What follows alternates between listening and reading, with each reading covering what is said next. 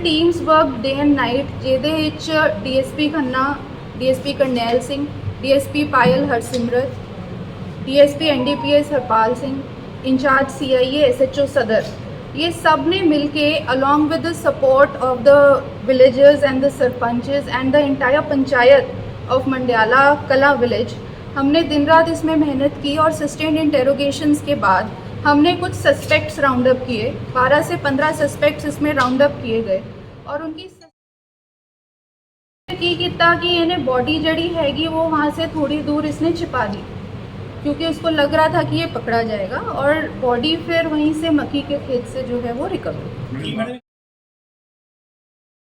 तो क्रैक किया। ये अपने आप में ही एक डिफरेंट केस है।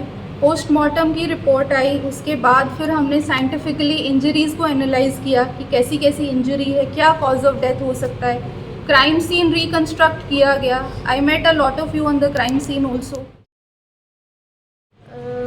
मिति 12/5/23 ਨੂੰ FIR ਨੰਬਰ 80 ਰਜਿਸਟਰ ਹੋਈ ਸੀਗੀ, ਜਿਹਦੇ ਵਿੱਚ ਇੱਕ 5 ਸਾਲ ਦੀ ਕੁੜੀ ਗਾਇਬ ਥੀ ਤੇ ਉਹਦੇ regarding under section 346 FIR number 80 it was registered. ਇਹ ਜਿਹੜੀ ਕੁੜੀ ਸੀਗੀ ਇਹਦੇ फादर ने ਸਾਨੂੰ इत्तला ਦਿੱਤੀ 12/5/23 ਨੂੰ कि इस तरह से मेरी बच्ची जो है वो अभी मिसिंग है। ये इन्फॉर्मेशन रिसीव करन तो उपरांत immediately Khanna police sprung into action ते ਆਪਾਂ पूरी कोशिश की अंडर वेरियस DSPs ਆਪਾਂ अडर टीमां बनाई ਤੇ ਉਹਨੂੰ ਬੱਚੀ ਨੂੰ ਲੱਭਣ ਦੀ पूरी कोशिश की। नेक्स्ट डे अनफॉर्चुनेटली 13/5/23 ਨੂੰ बच्ची की डेड बॉडी हमें मक्की के खेत से बरामद हुई। This was a very gruesome murder, एक कोल्ड ब्लडेड मर्डर था। 5 साल की बच्ची थी। इसके बाद हमने सस्टेन्ड इन्वेस्टिगेशन की, टेक्निकल क्लूज़ हमने निकालने की इसमें कोशिश की और CCTV फुटेजेस भी चेक किए। अनफॉर्चुनेटली हमें बहुत ज़्यादा इसमें टेक्निकल मदद नहीं मिली।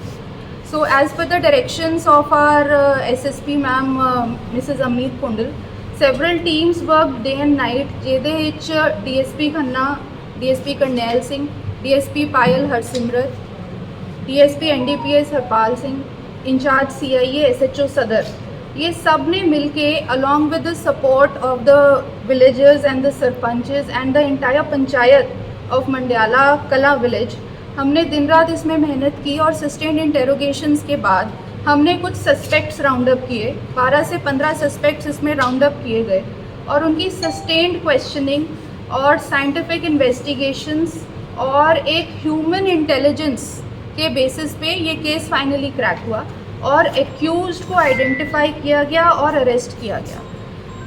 इतनी मेहनत हम लोगों ने की, दिन रात मेहनत की, आप लोग देख ही रहे थे, आप लोग मुझसे टच में भी थे कि in less than 36 hours we were able to crack this completely blind case.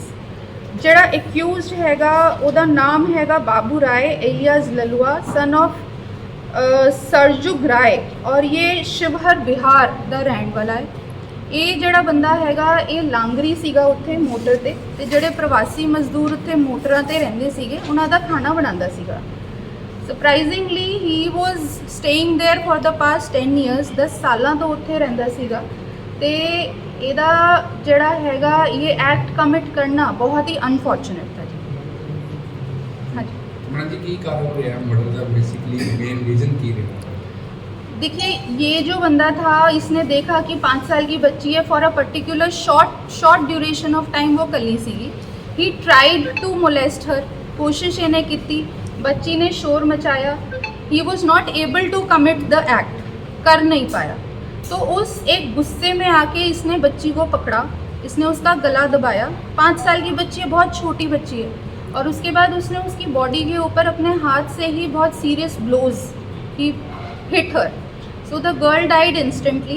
इन्हें फिर की किया कि इन्हें बॉडी जड़ी हैगी वो वहाँ से थोड़ी दूर इसने छिपा दी, क्योंकि उसको लग रहा था कि ये पकड़ा जाएगा, और बॉडी फिर वहीं से मक्की के खेत से जो है वो रिकवर। मैडम नशा किया कोई किस तरह का ड्रग वगैरह? नहीं जी, this has not been evident till now, but we will be getting it tested. तो कितनी केस ਸੀ ਇਹਨਾਂ ਦੀ? ਇਹ 49 to 50 ਇਅਰਸ। ਬੱਚੀ ਨੂੰ ਵਰਗਲਾ ਕੇ ਲੈ ਕੇ ਗਿਆ ਸੀ? ਨਹੀਂ, ਬੱਚੀ ਜੀ ਉੱਥੇ ਹੀ ਰਹਿੰਦੀ ਸੀਗੀ, ਮੋਟਰਾਂ ਤੇ ਰਹਿੰਦੀ ਸੀ। मैडम पहला कोई शिकायत भी कोई ऐसी परिवार ਨੂੰ ਪਹਿਲਾਂ ਲੱਗਿਆ ਹੋਵੇ, ਕੋਈ ਪਹਿਲਾਂ ਵੀ ਕੋਈ ऐसी छेड़खानी हुई हो बच्ची को? नहीं, ऑन द कॉन्ट्रेरी ये जो बंदा था ये एज अ सस्पेक्ट भी फिगर नहीं हुआ था स्टार्टिंग में, टू द एक्सटेंट कि everyone was vouching for him. तो खन्ना पुलिस ने जिस तरह से इस केस को क्रैक किया, ये अपने आप में ही एक डिफरेंट केस है। पोस्टमार्टम की रिपोर्ट आई, उसके बाद फिर हमने साइंटिफिकली इंजरीज़ को एनालाइज किया कि कैसी कैसी इंजरी है, क्या कॉज ऑफ डेथ हो सकता है। क्राइम सीन रिकंस्ट्रक्ट किया गया। I met a lot of you on the crime scene also, including you. और वहाँ पर जाकर फिर जितने भी वहाँ प्रवासी मजदूर थे उनको वहाँ लेके गए, उनको वहाँ प्रेजेंट किया, किसकी किस समय मूवमेंट थी नहीं थी, उस सब के बेसिस पे फिर finally we came to this conclusion. Postmortem report ਦੇ ਵਿੱਚ ਕੋਈ ਦੱਸਣਾ ਚਾਹੋਗੇ, ਦੱਸ ਸਕਦੇ ਹੋ ਕੁਝ ਆਇਆ ਹੋਵੇ ਬੱਚੀ ਨਾਲ ਕੋਈ? ਪੋਸਟਮਾਰਟਮ ਰਿਪੋਰਟ ਦੇ ਵਿੱਚ ਜੀ ਇੰਜਰੀਜ਼ ਹੈਗੀ, ਉਹਦੀ ਨੈਕ ਤੇ ਇੰਜਰੀਜ਼ ਹੈਗੀ, ਜਿਹੜੀ ਗਰਦਨ ਦੇ ਮਣਕੇ ਹੁੰਦੇ ਆ ਉਹ ਟੁੱਟ ਗਏ ਸੀ। That- ਕੋਈ ਹੋਰ ਹਰਕਤ ਪੋਸਟਮਾਰਟਮ ਚਾਹੀਦੀ? ਨਹੀਂ ਜੀ, that we will have to see. ਔਰ ਡੀਐਨਏ ਰਿਪੋਰਟਸ ਜਿਹੜੀਆਂ ਹੈਗੀਆਂ ਉਹ ਅਵੇਟਡ ਹੈਗੀਆਂ, ਇਹਦੇ ਨਾਲ ਸੋ ਕਿਸੇ ਕੰਕਲੂਸਿਵਲੀ ਆਪਾਂ ਉਸ ਤੋਂ ਬਾਅਦ ਹੀ ਦੱਸ ਪਾਵਾਂਗੇ। ਕੋਈ ਹੋਰ ਵੀ ਕਿਸੇ ਦੇ ਨਾਲ ਕੋਈ ਭਾਗੀਦਾਰ ਬੰਦਾ ਕੋਈ ਨਾਲ? देखिए अभी तक प्राइमा फेसी इन्वेस्टिगेशन में अभी नहीं है, बट इन्वेस्टिगेशन जारी है। अगर कुछ आगे और आएगा then we'll let you know. ਜਿਹੜਾ ਦੋਸ਼ੀ ਨੂੰ ਗ੍ਰਿਫਤਾਰ ਕਿੱਥੋਂ ਕੀਤਾ ਸੀ? ਦੋਸ਼ੀ ਜੀ ਉੱਥੋਂ ਹੀ ਗ੍ਰਿਫਤਾਰ ਕੀਤਾ ਹੈ ਜੀ, ਜਿੱਥੇ ਮੋਟਰ ਸੀਗੀ, 2 ਮੋਟਰਾਂ ਹੈਗੀ ਉੱਥੇ, ਤੇ ਉੱਥੇ ਇਹ ਪ੍ਰਵਾਸੀ ਮਜ਼ਦੂਰ ਉੱਥੇ ਹੀ ਰਹਿੰਦੇ ਸੀਗੇ। ਉੱਥੇ ਹੀ ਜਿਹੜੀ ਦੂਜੀ ਮੋਟਰ ਹੈਗੀ ਉਸ ਤੇ ਖਾਣਾ ਬਣਦਾ ਸੀਗਾ, ਇਹ ਖਾਣਾ ਬਣਾਉਂਦਾ ਸੀਗਾ। So he was rounded up as a part of the suspects. ਇਹ ਮੈਡਮ ਇਹ ਗੈਪ ਹੋ ਚੁੱਕਿਆ ਸੀ ਉੱਥੋਂ ਬਾਅਦ ਜਾਂ ਫਿਰ ਉਹਨਾਂ ਨਾਲ ਹੀ ਫਿਰਦਾ ਰਿਹਾ ਜਿਹੜਾ ਜਦ ਇਹਨੂੰ ਟ੍ਰੇਸ ਕੀਤਾ ਗਿਆ ਫੈਮਿਲੀ ਦੇ ਨਾਲ?